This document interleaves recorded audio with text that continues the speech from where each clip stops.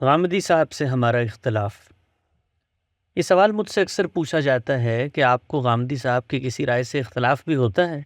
میں اس کے جواب میں ہمیشہ دو باتیں عرض کرتا ہوں۔ پہلی یہ کہ اللہ تعالیٰ نے ہم جیسے لوگوں کو ایک متوسط ذہن کے ساتھ پیدا کیا ہوتا ہے۔ ہم کسی نئے نظریے کے خالق بننے کی صلاحیت لے کے دنیا میں نہیں آتے۔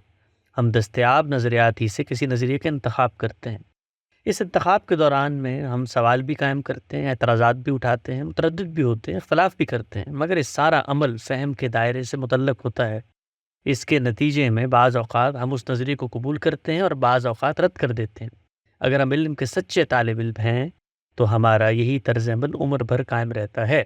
میں نے جب اپنی علمی زندگی کا آغاز کیا تو روایتی تعبیر دین کی بہت سی باتوں پر تردد پیدا ہوا۔ کئی سوالات مرتب ہوئے، ان کے جوابات روایتی تعبیر کے اعلیٰ دماغوں کی جانب سے بھی سامنے آئے اور غامدی صاحب کی فکر کی جانب سے بھی۔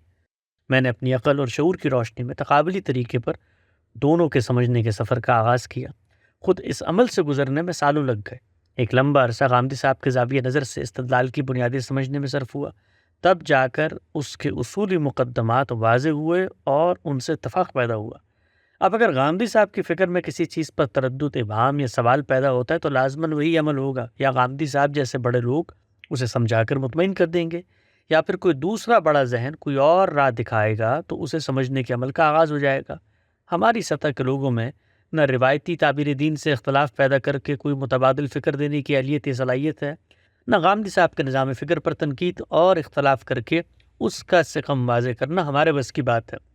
چنانچہ ہم جیسے لوگ کسی بھی فکر کو اس کے اصولوں سے اتفاق کی روشنی میں اپناتے ہیں اور پھر اس میں کھڑے ہو کر غور و فکر اور اتفاق و اختلاف کے سلسلے کو جاری رکھتے ہیں۔ یہی ہماری صلاحیتوں کا حاصل ہوتا ہے۔ دوسرا پہلو خالصتاً انسانی ہے۔ اس نظر سے دیکھیں تو روزانہ غامدی صاحب کی بھی کئی باتیں ابتدا میں ایسے ہی سمجھ میں نہیں آتی جیسے روایتی تعبیر دین کی نہیں آتی تھیں یا آتی ہیں۔ چنانچہ وقتی نوعیت کا عدم اتفاق کی یہ الجھن پیدا ہو جاتی ہے۔ اس پر شب و روز بحثیں ہوتی ہیں، پیشکش کی بہتری کے لیے ذہن میں کی تجاویز آتی ہیں۔ اس عمل کو کسی فکر سے اختلاف کے بجائے اصولوں کے اطلاق کی مشق اور کسی بڑے فکر میں تعمق پیدا کرنے کا سفر قرار دینا چاہیے۔